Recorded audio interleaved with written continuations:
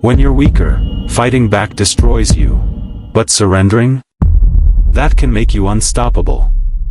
Most people think surrender means defeat. But in reality, surrender can be a weapon.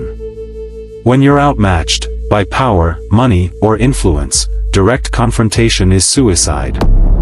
Instead, you step back, appear harmless, and let your opponent relax. History proves this again and again. Smart leaders surrendered early, bought time, studied the enemy, and returned stronger. Surrender does three things. It disarms aggression. It feeds your opponent's ego.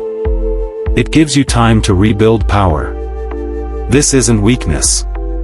It's strategic patience. Like water, you don't break the rock by force. You wear it down over time. Sometimes, the strongest move is knowing when not to fight.